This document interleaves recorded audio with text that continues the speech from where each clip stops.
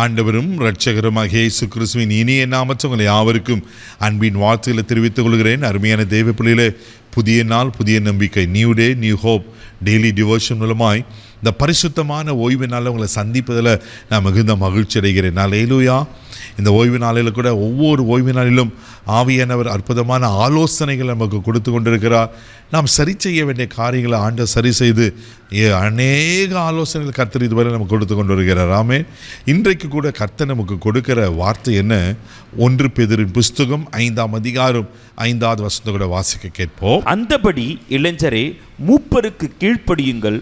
நீங்கள் எல்லாரும் ஒருவருக்கொருவர் கீழ்ப்படிந்து மனத்தாழ்மையை அணிந்து கொள்ளுங்கள். பெருமை உள்ளவர்களுக்கு தேவன் எதிர்த்து நிற்கிறார், தாழ்மை உள்ளவர்களுக்கோ கிருபை அளிக்கிறார். அல்லேலூயா.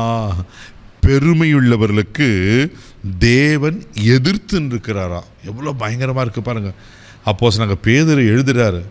அது அழகாக இன்ட்ரோடக்ஷனை முன்னாடி சொல்லும் போது இந்த வசனத்தை ஆரம்பம், அந்தபடி இளைஞரே மூப்பருக்கு கீழ்ப்படியுங்கள். இது ஸ்பெஷலாக இளைஞருக்கு, வாலிபர்களுக்கு ஆண்டவர் சொல்லுகிறார். தேவப்பிள்ளையில் நீங்கள் எல்லாரும் ஒருவருக்கொரு கீழ்ப்படிந்து மனத்தாழ்மையை அழிந்து கொள்ளணுமா?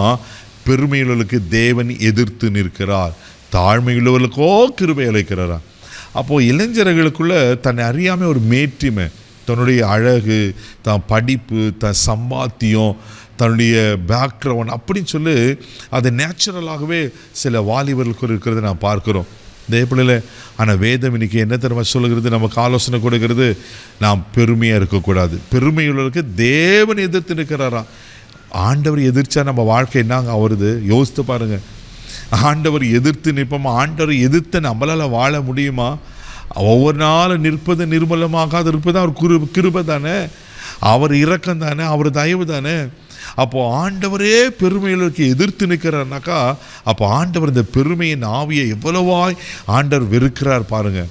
தேவப்பிள்ளையில் ஒருவேளை நம்ம அறியாமல் சின்ன சின்ன அந்த பெருமையான காரியங்கள் இருக்குமானா, தயவுசெய்து இன்னைக்கு பரிசுத்த ஆவியான திட்டமானோடு பேசுகிறார், அதை விட்டுடுவோம். ஆமேன். அந்த பெருமையில் நம்ம கீழே இறங்குவோம். சிலருக்கு படிப்பை குறித்த பெருமை, அழகு குறித்த பெருமை, அந்தஸ்து குறித்த பெருமை, ஜாதியை குறித்த பெருமை, சம்பாத்தியத்தை குறித்த பெருமை, பலவிதமான காரியங்கள் இருக்குது அல்லவா? தேப்பிள்ளையில் அதெல்லாம் கர்த்தர் குறித்த கிருபை, அவ்வளோதான், முடிஞ்சிச்சு. அவருக்கு நன்றி தான் சொல்லணும். நான் பெருமை பாராட்ட ஒன்றுமே கிடையாது. தேவன் பெருமையுள்ளவர்களுக்கு எதிர்த்து நிற்கிறாரா? பிரசங்கின் புஸ்தகம் 7ஆம் அதிகாரம் 8வது வசனம் கூட நீங்கள் வாசிப்பீங்கன்னா இங்கே இப்படியா சொல்லப்பட்டிருக்கு. வாசிக்க கேட்போம். ஒரு காரியத்தின் துவக்கத்தை பார்க்கிலும் அதன் முடிவு நல்லது, பெருமை உள்ளவனை பார்க்கிலும் பொறுமை உள்ளவன் உத்தமன். ஆமென். பெருமை உள்ளவனை பார்க்கிலும் பொறுமை உள்ளவன் உத்தமனா?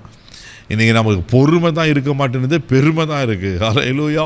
இன்றைக்கி ஆண்டவர் அதை தான் மாற்ற சொல்கிறார். தேவப்பிள்ளையில் நாம் உத்தமனாய் காணப்பட வேண்டும். ஆமென். பொறுமை எல்லாவற்றும் ஒரு வேளை நம்ம தப்பே செஞ்சுருக்க மாட்டோம், அநியாயமான பழி சொல்லுக்கு வந்துடும், அநியாயமான காரியங்களுக்கும் பொறுமையாக இருங்க. கர்த்தர் நமக்கு நீதி செய்வார், கர்த்தர் நம்மளை பாதுகாத்துக்கொள்ள உண்மையில் இருக்கிறார். ஆமென். அப்போ நாம் பொறுமையை கற்றுக்கொண்டு பெருமையை விட்டுவிட வேண்டும். சங்கீதத்தின் புஸ்தகம் 12ஆம் சங்கீதம் 3வது வசனத்தை வாசிப்பீங்கன்னா சங்கீதக்காரன் இப்படியா சொல்லுகிறார். வாசிக்க கேட்போம். இச்சகம் பேசுகிற எல்லா உதடுகளையும் பெருமைகளை பேசுகிற நாவையும் கர்த்தர் அறுத்து போடுவார். ஆமே. பாருங்க, பெருமை பேசுகிற நாவை கர்த்தர் அறுத்து போடுவாரா? ஐயோ, பயங்கரமாக இருக்குது பாருங்க. அப்போ பெருமை பேசுகிறத நாம் நிறுத்திட்டு பெருமையான மேட்டிமையான எண்ணங்களை விட்டுட்டு தாழ்மையை தரித்து கொண்டு ஒவ்வொரு நாளும் கிருபையை பெற்றுக்கொண்டு அந்த கிருபையில் வளரலாம். நிச்சயமாக ஆண்டவர் ஆசீர்வதிப்பார். கண்களை மூடி நாம் செபிப்போம். அன்பு தகப்பனே, மக்க நன்றி சொல்லி துதிக்கிறோம். ஸ்தோத்திரம் ஆண்டவரே. ஆண்டவரே மக்க ஸ்தோத்திரப்பா. பெருமையுள்ளவர்களுக்கு நீர் எதிர்த்து நிற்கிற தேவன் ஆண்டவரே.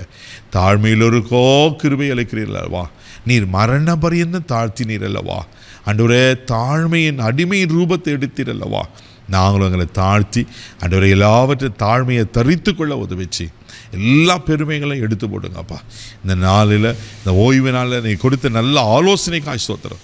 இந்த ஆலோசனைக்கு கீழ்ப்படைய உதவிச்சு இயேசுவின் மூலம் ஜெபம் பிதாவே. ஆமென். பொறுமையாக இருப்போம். கர்த்தர் நிச்சயமாக ஆசீர்வதிப்பார். God bless you.